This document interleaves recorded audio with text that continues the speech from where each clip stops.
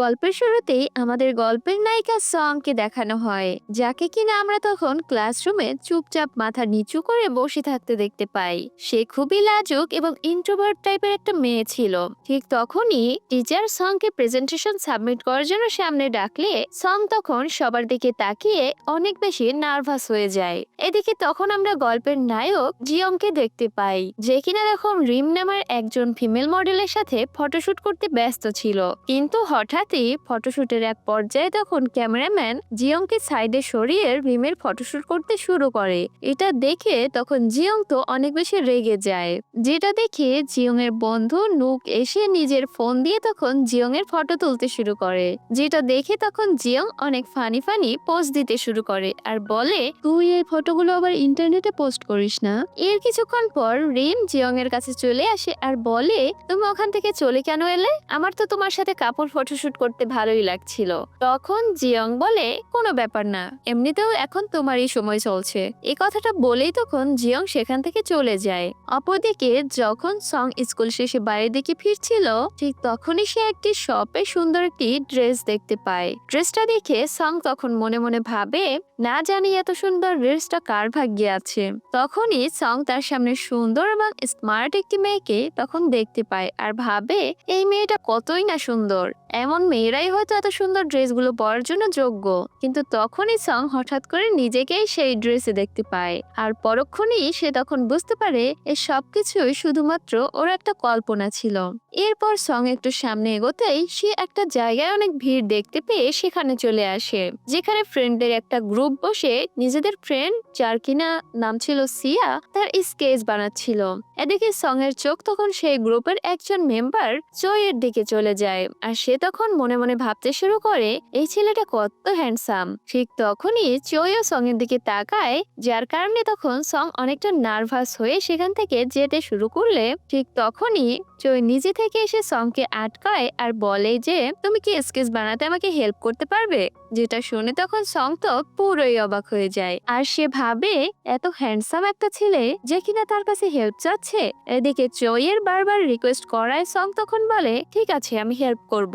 অন্যদিকে তখন আমরা সং এর দুই বান্ধবী নিনা এবং আয়নাকে দেখতে পাই, যারা কিনা তখন সংকেই খুঁজছিল।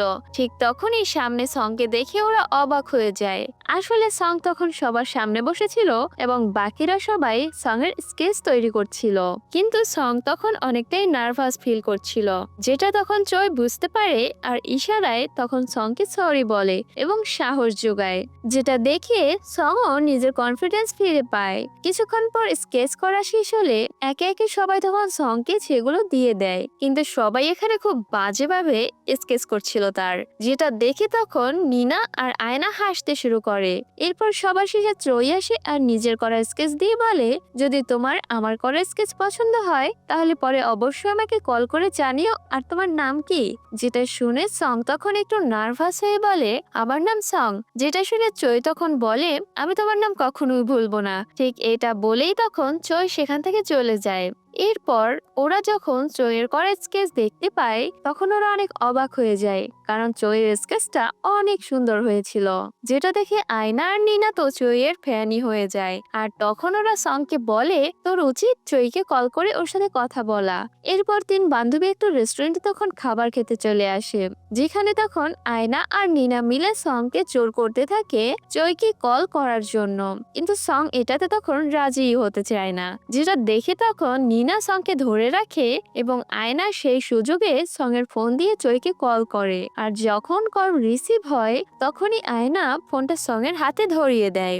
ওপাশ থেকে তখন চয় সং এর নাম ধরে ডাকে, যেটা শুনে তো তখন সং অনেক অবাক হয়ে যায়। চয় তখন বলে, তুমি কি আমাদের স্কেচ গ্রুপ স্প্রিট ফিঙ্গারে অ্যাড হতে চাও? সং তখন বলে, কিন্তু আমি তো ভালো স্কেচ করতে পারি না। তখন চয় বলে, আরে তাতে কোনো সমস্যা নেই। যেটা শুনে সং তখন কি বলবে আর বুঝে উঠতে পারে না। ওদিকে চয়ের সাথে থাকা মেয়েটি সিয়া এক্সাইটেড হয়ে তখন চৌকে জিজ্ঞাসা করে, আচ্ছা সং কি আমাদের গ্রুপে অ্যাড হতে রাজি হয়েছে? তখন চয় বলে, না, হয়তো ওর ভাবার জন্য কিছু সময় লাগবে। এরপর চয় সংকে মেসেজ করে গ্রুপের ইনভাইট সেন্ড করে আর বলে, তুমি যখনই যাও আমাদের গ্রুপে জয়েন করতে পারো। তারপর আমি তোমাকে অ্যাড্রেস পাঠিয়ে দেব, যেখানে আমরা গ্রুপের সবাই একসাথে দেখা করি। এরপর রাতের সন্ধ্যাবেলা সং পড়ার টেবিলে বসে তখন চইয়ের বিষয়ে মনে মনে চিন্তা করছিল। আর এরপর সে চইয়ের ইনস্টাগ্রাম প্রোফাইল চেক করতে শুরু করে এবং দেখতে পায় চইয়ের পোস্ট করা প্রায় প্রত্যেকটা ছবিতে সিয়া ওর সাথে আছে, যেটা দেখে তখন সং মনে মনে ভাবতে শুরু করে সিয়া হয়তো চইয়ের গার্লফ্রেন্ড হবে। এরপর সং চইয়ের পাঠানো গ্রুপের ইনভাইট অ্যাকসেপ্ট করে ফেলে আর তখনই সাথে সাথেই চই ওকে মেসেজ করে অ্যাড্রেস পাঠায় এবং মেসেজে বলা হয় যে কাল ওরা গ্রুপের সবাই মিট করবে, তাই সংও যেন সময় মতো সেখানে চলে আসে। যেটা শুনে সং তো তখন অনেক খুশি হয়ে যায়। পরের দিন সং এর মা ওকে টিউশনে ড্রপ করে দিতে যাচ্ছিল। সং এর মা তখন বলে, তোমার এরকম আন্টিদের মতো চলাফেরার কোনো দরকার নেই, তুমি একটা ইয়াং মেয়ে, তাই তোমার উচিত তোমার বয়সী বাকি অন্য সব মেয়েদের মতো নর্মালি চলাফেরা করা।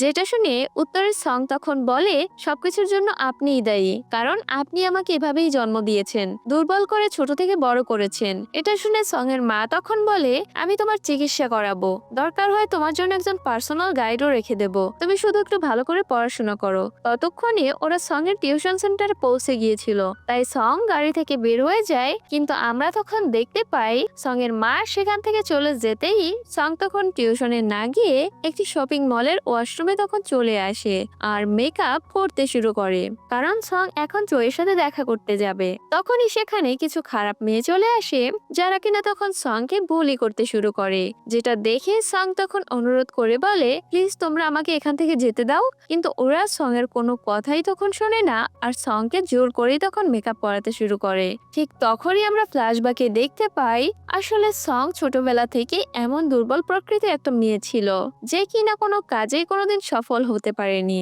বরং প্রত্যেক কাজেই সে ব্যর্থ হয়ে এসেছে।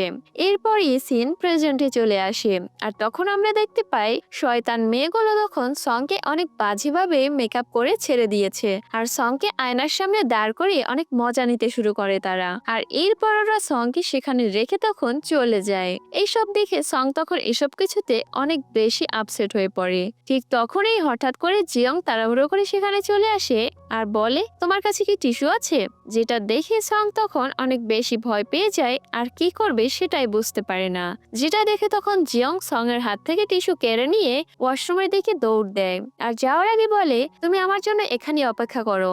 যেটা শুনে সং তখন প্রথমে মনে মনে ভাবে, এই ছেলেকে কি আমি চিনি? তাহলে আমি কেন ওর কথা শুনে এখানে অপেক্ষা করব? কিন্তু আমরা তখন দেখতে পাই সং মনে মনে একথা ভাবলেও তখন সাহস করে এখান থেকে আর যেতে পারে না আর সেখানে জিয়ং এর জন্য তখন অপেক্ষা করতে শুরু করে। এর কিছুক্ষণ পর জিয়ং ওয়াশরুম থেকে বের হয়ে তখন সংকে দাঁড়িয়ে থাকতে দেখে অবাক হয়ে যায় আর জিজ্ঞাসা করে, তুমি এখন এখানে অপেক্ষা করছো? সং তখন বলে, হ্যাঁ, তুমি তো বলেছিলে অপেক্ষা করতে।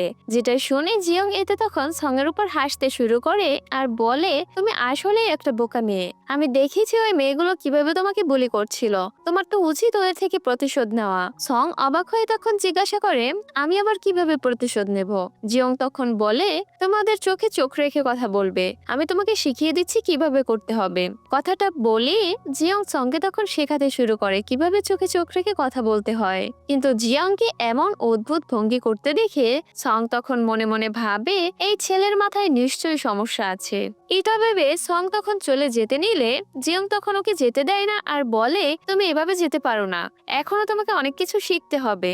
এবার সবকিছুর জন্য সং তখন অনেকটা বিরক্ত হয়ে যায়, যেটা জিয়ংও তখন বুঝতে পারে। তখন জিয়ং সংকে ওর টিস্যুর প্যাকেট ফেরত দেয় আর বলে, তুমি কোনো দোষ করনি, তাই তোমার কাউকে ভয় পাওয়া উচিত না। এই কথাটা বলে তখন জিয়ং চলে যায়। এদিকে জিয়ং এর বলা শেষ কথাটাই সং তখন নিজের মনোবল ফিরে পায় আর নিজের মুখ পরিষ্কার করে তখন চইয়ের সাথে দেখা করার জন্য যেতে শুরু করে। তখনই চই মেসেজে সংকে জিজ্ঞাসা করে, তুমি আসবে তো আজ? সং তখন রিপ্লাই করে বলে, হ্যাঁ, আমি রাস্তায় আছি, আর কিছুক্ষণের মধ্যেই পৌঁছে যাব। অন্যদিকে জিয়ং তখন নিজের বন্ধু নুক এবং লি এর সাথে দেখা করতে চলে আসে। তখন নুক এবং লি জিয়ংকে সেই 3টা মেয়ের সাথে পরিচয় করিয়ে দেয় যারা কিনা শপিং মলে তখন সংকে বলি করেছিল। নুক তখন বলে, এই মেয়েগুলো রিমের বান্ধবী আর তার সাথে ওরা নতুন মডেল। এদিকে জিয়ং এর সাথে দেখা করতে পেরে মেয়েগুলো তো অনেক খুশি হয়ে যায়। কিন্তু জিয়ং তখন বলে, আমি তোমাদেরকে শপিং মলে একটি মেয়েকে বুলি করতে দেখে ফেলেছি। অপরদিকে আমরা তখন সংকে দেখতে পাই যে কিনা তখন চইয়ের দেওয়ার ঠিকানায় পৌঁছে যায়, যেখানে রিসেপশনিস্ট ওকে তখন বলে, ভিতরে গিয়ে নীল রঙের একটি দরজা দিয়ে প্রবেশ করুন। কথা মতো তখন সং ভিতরে চলে যায় আর নীল রঙের দরজাটা খুলে প্রবেশ করে। তখন সং ভেতরে দেখতে পায় পুরো জায়গাটাই একদম স্বপ্নের মতো, আর মাঝখানে বসে চই ওর জন্য পিয়ানো বাজাচ্ছে। তবে তখনই চইয়ের এক ফ্রেন্ড সংকে টোকা দিয়ে স্বপ্ন থেকে বের করে আনি আর বলে, তুমি বাইরে এভাবে কেন দাঁড়িয়ে আছো? তখন অন্য একটা মেয়ে বলে, আরে ভিতরে আসো, ভয় পেও না, আমরা তোমাকে খেয়ে ফেলবো না, এত ভয় পাওয়ার কি আছে। এরপর গ্রুপের সবাই মিলে তখন সংকে ওদের গ্রুপে ওয়েলকাম করে। সিয়া তখন সংকে বলে, এই গ্রুপে প্রথমে আমি আর চয় ছিলাম, এরপর একে একে সবাইকে অ্যাড করেছি, আর আমরা আমাদের গ্রুপের প্রত্যেক মেম্বারকেই ভিন্ন ভিন্ন রঙের নাম দিয়েই ডাকি। এরপর সবাই মিলে তখন সংকে নিজেদের পরিচয় দেয়। হঠাৎ করে সং অনেকটা ইমোশনাল হয়ে তখন কান্না করে ফেলে, যেটা দেখে তখন সিয়া বলে, তুমি কান্না কেন করছো? আমরা কি তোমাকে কোনোভাবে কষ্ট দিয়েছি? সং তখন বলে, না, তোমাদের কথা শুনে আমি ইমোশনাল হয়ে গিয়েছি যে তোমরা কত সহজে আমাকে আপন করে নিলে। যেটা শুনে তখন সবাই মিলে সংকে জড়িয়ে ধরে। সং তখন মনে মনে ভাবে এই গ্রুপের প্রত্যেক মেম্বারই অনেক অদ্ভুত। এরপর সবাই মিলে তখন সং এর জন্য কালার ঠিক করতে থাকে। চই তখন বলে, কেননা আমরা সং এর নাম বেবি ব্লু রেখে দেই। সং তখন বলে, হ্যাঁ, বেবি ব্লু তো আমার অনেক পছন্দের একটা রং। এই কথা শুনে তখন সবাই মিলে সং এর নাম বেবি ব্লু রেখে দেয়। ঠিক তখনই সেখানে জিয়ং চলে আসে। জিয়ংকে এখানে দেখে সং তো তখন অবাক হয়ে যায় আর নিজের মুখ লুকাতে শুরু করে। যেটা দেখে তখন হিউন বলে, তুমি এভাবে কেন মুখ লুকাচ্ছ? আমরা তোমার থেকে বয়সে বড়, এজন্য কি তুমি লজ্জা পাচ্ছ?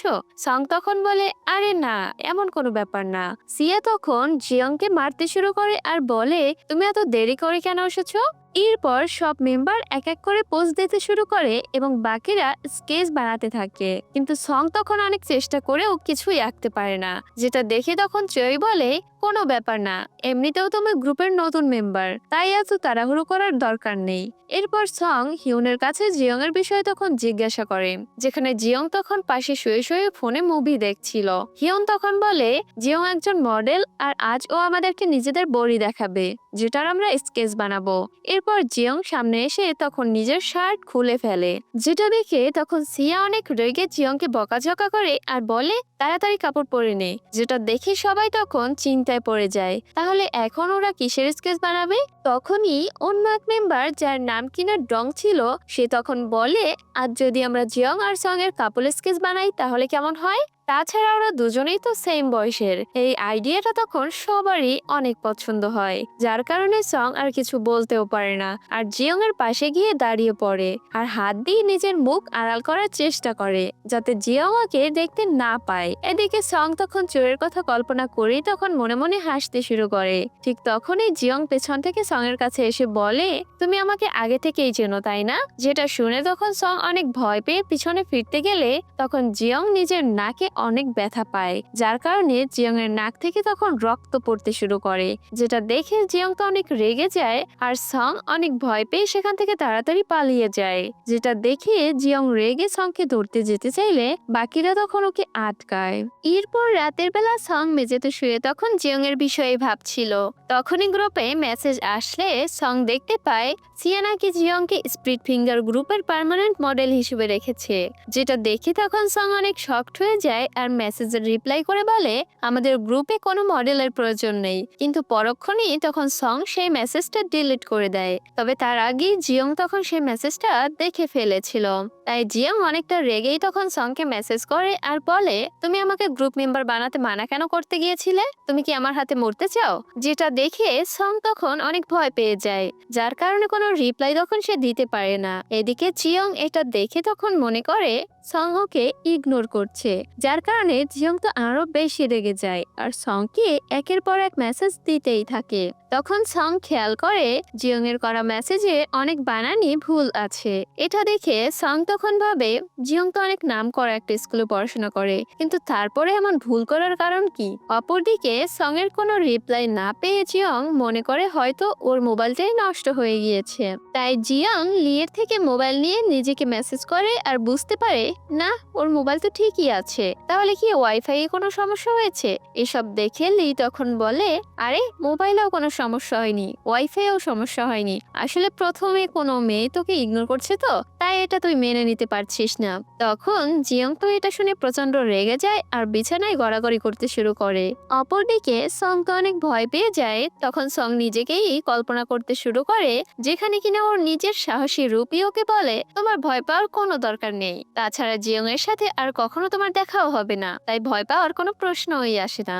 এর পরের দিন যখন আয়না আর নিনা একসাথে স্কুলে যাওয়ার জন্য বাস স্টপে আসে, তখন তারা দেখতে পায় সং তো এখনো আসেনি, যেটা দেখে তাই ওরা তখন সুযোগ পেয়ে সং এর নামে গসিপ করতে শুরু করে। কিন্তু যখন ওদের পিছন থেকে একটি মেয়ে সরে যায়, তখন ওরা দেখতে পায় আরে সং তো এখানেই বসে আছে আর ওদের সমস্ত কথা শুনেও ফেলেছে। কিন্তু সং তখনও ওদেরকে কিছুই বলে না। এরপর বাসে যাওয়ার সময় সং জিয়ং এর বিষয়ে তখন আয়না আর নীনাকে সবকিছু বলে, যেটা শুনে আয়না তখন বলে হয়তো ছেলেটা তোমাকে ভালোবেসে ফেলেছে।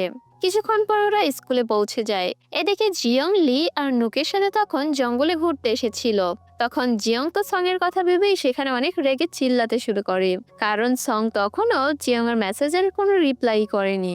অন্যদিকে চই তখন সিয়ার জন্য কিছু খাবার নিয়ে সিয়ার কাছে চলে আসে, যেটা দেখে সিয়া তখন অনেক খুশি হয়ে যায়। কিন্তু তখনই সেখানে সিয়ার বাকি বন্ধুরাও চলে আসলে সিয়া তাদের সাথে তখন কথা বলতে চলে যায়, যেটা দেখে তখন চই অনেকটা আপসেট হয়ে পড়ে। সিয়া তখন চইকে বলে আজ আমাদের গ্রুপ মিটিং আছে, তাই তুমি সবাইকে এখনই গ্রুপে মেসেজ করে জানিয়ে দাও। এরপর চই তখন সং এর সাথে দেখা করে আর বলে আমাদের গ্রুপের মিটিং আছে আজ। সং তখন গ্রুপ মেসেজ চেক করে বলে ও আচ্ছা, আমি খেয়াল করিনি। চই এরপর সংকে নিয়ে একটি রেস্টুরেন্টে চলে আসে, কিন্তু তখন সেই একই পথ দিয়ে জিয়ং যাচ্ছিল আর জিয়ং বাইরে থেকে সংকে দেখে ফেলে, যার কারণে সে তখন অনেক রেগে গিয়ে সংকে বাইরে থেকেই ইশারায় হুমকি দিতে শুরু করে, যেটা দেখে তখন সং অনেকটা ভয় পেয়ে যায়। এরপর জিয়ংও তখন রেস্টুরেন্টের ভিতরে চলে আসে। তখন সংকে ইশারায় অনুরোধ করে বলে প্লিজ শপিং মলে ওই মেয়েগুলো যে আমাকে বুলিং করেছিল এই বিষয়ে কাউকে বলো না, তাহলে সবাই আমাকে দুর্বল ভাববে। এটা সং এর কথা শুনে জিয়ং তখন কিছুই বুঝতে পারে না যে সং কিসের কথা বলছে। বরং জিয়ং তখন বলে তুমি আগে এটা বলো যে তুমি আমার মেসেজের রিপ্লাই কেন করোনি। যেটা শুনে সং তখন বুঝতে পারে জিয়ং তাহলে ওকে চিনতে পারেনি। তাই পরে সং তখন জিয়ংকে সরি বলে মেসেজের রিপ্লাই করেনি এর জন্য। জিয়ং তখন বলে এখনো সরি বলে কোনো লাভ হবে না, কারণ তুমি আমাকে অনেক ইগনোর করেছো। যেটা শুনে সং তখন বলে তুমি আমাকে যে মেসেজগুলো পাঠিয়েছিলে তার বেশিরভাগ বানানই ভুল ছিল, তুমি কি ঠিক আগের মতো লিখতেও পারো না নাকি। এই কথা শুনে জিয়ং তো আরো রেগে যায় আর দুজনের মধ্যে এটা নিয়ে তখন ঝগড়াই শুরু হয়ে যায়। যেটা দেখে ভিতর থেকে চই তখন জিয়ংকে ইশারায় বলে সং যা বলেছে ঠিকই বলেছে। চইয়ের কথাতে এবার জিয়ং আর কিছুই বলতে পারে না। এরপরের সিনে আমরা তখন দেখতে পাই গ্রুপের সবাই মিলে একসাথে বসে জিয়ং এর স্কেচ বানাচ্ছিল। ঠিক তখনই হঠাৎ করে জিয়ং বলে ওঠে আমিও তোমাদের স্কেচ গ্রুপে জয়েন হতে চাই। জিয়া তখন বলে কিন্তু তুমি তো ড্রয়িং করতে একদমই পছন্দ করো না।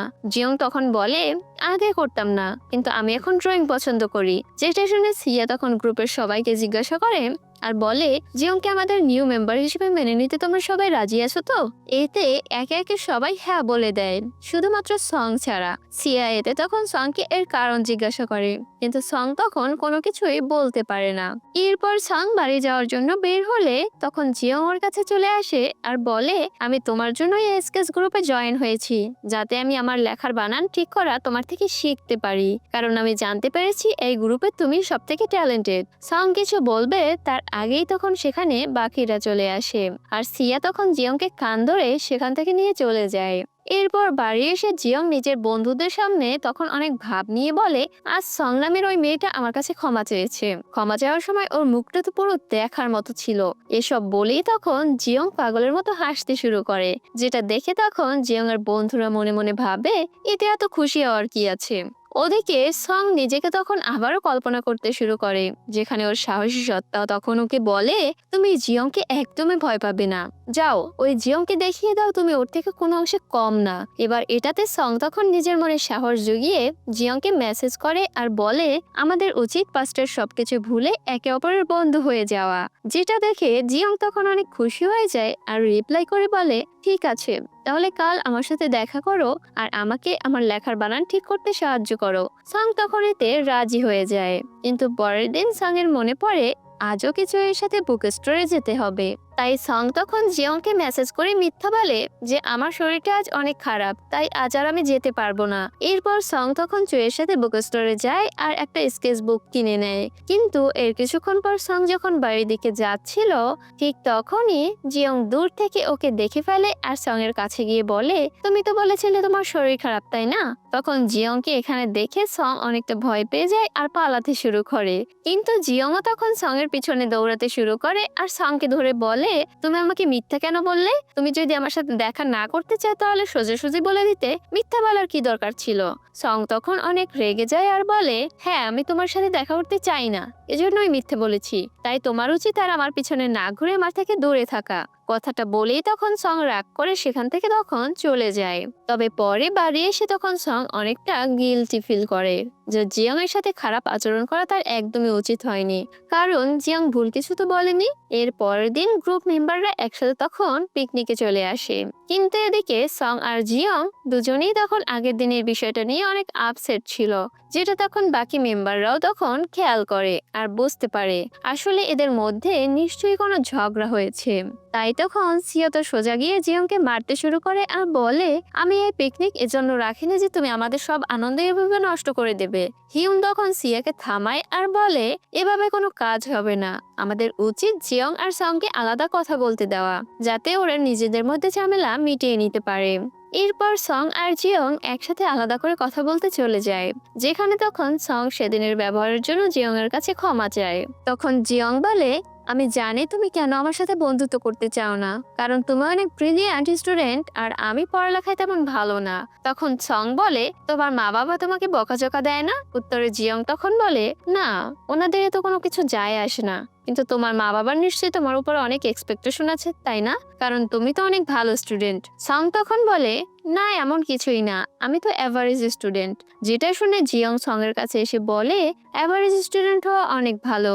এটা শুনে তখন সং হেসে দেয়, যেটা দেখে জিয়ং তখন বলে, তুমি চাইলে আমাদের ফ্রেন্ড হওয়ার বিষয়ে আরেকবার ভেবে দেখতে পারো। কথাটা বলে জিয়ং তখন চলে যায় ওখান থেকে।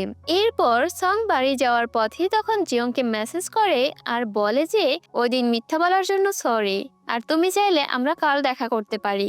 এদিকে সং এর এই মেসেজ পেয়ে জিয়ং তো বেশ খুশি হয়ে যায়। এর পরের দিন জিয়ং সং এর সাথে অনেক জায়গায় তখন ঘুরতে যায় আর এরপর দুজনে একটি ক্যাফেতে চলে আসে। তখনই সেখানে সেই মেয়েগুলো চলে আসে যারা কিনা সংকে সেদিন শপিং মলে বুলিং করেছিল। ওদেরকে এখানে দেখে সং তখন অনেকটা ভয় পেয়ে যায় আর সেখান থেকে সে পালাতে যায়। কিন্তু জিয়ং তখন সংকে আটকায় আর বলে, এখন তোমার ওদেরকে ভয় পাওয়ার কোনো দরকার নেই, কারণ এখন তুমি আগের মতো নেই। তাছাড়া আমি তো তোমার সাথে আছি, যাও ওই মেয়েগুলোর থেকে প্রতিশোধ নাও। জিয়ং এর কথা শুনে তখন সং নিজের কনফিডেন্স ফিরে পায় আর সোজা তখন ওয়াশরুমে চলে আসে, যেখানে কিনা সেই মেয়েগুলো আগে থেকেই ছিল।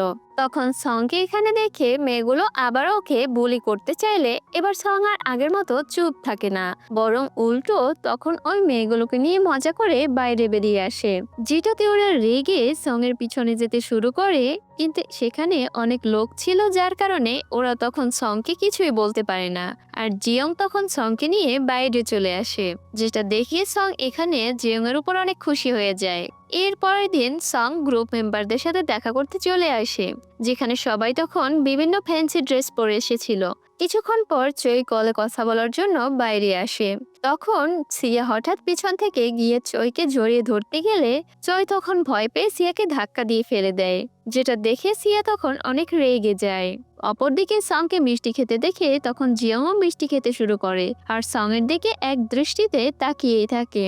এভাবে জিয়ং তখন সেখানে থাকা সব মিষ্টি একাই তখন সাবার করে ফেলে, যেটা দেখে তখন সবাই বেশ অবাক হয়ে যায়।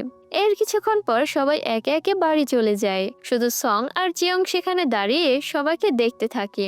এদিকে সিয়া নিজের ক্লাবে এসে তখন ঘুমানোর নাটক করতে শুরু করে। ঠিক তখনই চই সেখানে চলে আসে আর সিয়ার দিকে তাকিয়ে বলে, আমি জানি তুমি অন্য কাউকে লাইক করো, কারণ আমি তোমার মোবাইলে কল দেখে ফেলেছিলাম। ঠিক এটা বলেই চই তখন সেখান থেকে চলে যেতে যায়। তখন সিয়াও নিজের চোখ খোলে। অপরদিকে সং তখন বাড়ি যেতে থাকলে জিয়ং ওর পিছন যেতে শুরু করে। সং তখন এটা দেখে বলে, তুমি কি কিছু বলতে চাও? জিয়ং তখন বলে, হ্যাঁ। তুমি কি চইকে পছন্দ করো? এটা শুনে সং তখন কোনো উত্তর দিতে পারে না, যার কারণে তখন জিয়ং অনেক রেগে যায় আর সেখান থেকে চলে যেতে শুরু করে। আর এখানে আমরা তখন বুঝতে পারি হয়তো জিয়ং মনে মনে সংকে ভালোবাসতে শুরু করেছে। পরের দিন সং এই বিষয়ে তখন আয়না আর রিনাকে জানায়, যেটা শুনে আয়না তখন বলে, আমি শুনেছি সিয়া আর চই একে অপরকে পছন্দ করে, আর জিয়ং মনে করেছে তুমি হয়তোবা চইকে পছন্দ করো এবং ওদের মধ্যে বাধা হয়ে দাঁড়াবে, তাই এই কারণেই হয়তো ওর রেগে গিয়েছে। কিন্তু পরক্ষণে আয়না আবারও তখন বলে, এমনও তো হতে পারে জিয়ংই তোমাকে হয়তো লাইক করে। এটা আবার শুনে সং তখন বলে, না না, এটা হতেই পারে না। ঠিক এর কিছুক্ষণ পর সং জিয়ং এর সাথে ক্যাফেতে দেখা করে আর বলে, কাল রাতে তুমি আমাকে অনেক অদ্ভুত একটা প্রশ্ন করেছিলে, তাই আমি তখন উত্তর দিতে পারিনি, কিন্তু এখন আমি সেটার উত্তর দিচ্ছি। আমি চইকে লাইক করি না, কিন্তু তুমি কি কাল আমার উপর রেগে গিয়েছিলে? উত্তরে জিয়ং তখন বলে, যদি তুমি চইকে লাইক না করো তাহলে আমিও তোমার উপর রেগে যাইনি। এটা বলে জিয়ং তখন বাইরে বেরিয়ে সে মনে মনে ভাবে, এই সংও দেখছি মিথ্যে কথা বলা শিখে গেছে। এদিকে সং এর সাহসী সত্তা তখন ওকে বলে, এইবার তুমি অনেক ভালো মিথ্যে বলতে পেরেছো, ধীরে ধীরে আরো ভালো মিথ্যে বলা শিখে যাবে। সং তখন বলে, কিন্তু আমার তো এখন অনেক খারাপ লাগছে, কারণ আমি তো জিয়ংকে মিথ্যে বলতে চাই না। এদিকে সিয়া আর চই যখন ক্লাবে বসে নিজেদের কাজ করছিল, তখন সিয়া কিছু একটা নিতে নিচু হলে টেবিলের সাথে মাথায় বাড়ি খায়। এটাতে তখন চই ওকে নিয়ে অনেক ব্যস্ত হয়ে যায়। ঠিক তখনই সেখানে সিয়ার কিছু জুনিয়র ফ্রেন্ডরা চলে আসে, যেটা দেখে সিয়া ওদেরকে নিয়ে তখন ব্যস্ত হয়ে যায়। এটাতে তখন চইয়ের মন অনেক খারাপ হয়ে যায়, যেটা দেখে সিয়াও এটা বুঝতে পারে আর বিভিন্ন মজার কথা বলে চইকে হাসানোর চেষ্টা করে। কিন্তু চই তখন কোনো কথাই না বলে চুপচাপ সেখান থেকে চলে যায়। অন্যদিকে সং যখন গ্রুপে কথা বলছিল, তখন সবাই সংকে পরের গ্রুপ মিটিং এর থিম চয়েস করার জন্য দায়িত্ব দেয় আর বলে, পরের বার আমরা তোমার মেকওভার করাবো। যেটা শুনে তখন সং অনেক নার্ভাস হয়ে যায় আর সোজা জিয়ংকে কল করে বলে, এখন আমি কি করব? এবারের থিম নাকি আমাকে চয়েস করতে হবে। জিয়ং উত্তরে তখন বলে, কোনো ব্যাপার না, নিজের উপর বিশ্বাস রাখো আর যেটা তোমার ভালো লাগে সেই থিমই চয়েস করো। এটা শুনে তখন সং একটু রিল্যাক্স হয় আর বলে, তুমিই একমাত্র যার সাথে কথা বললেই আমি আমার মনোবল ফিরে পাই। আমি জানি না এটা কেন হয়, কিন্তু তুমি আমার জন্য অনেক লাকি একজন মানুষ।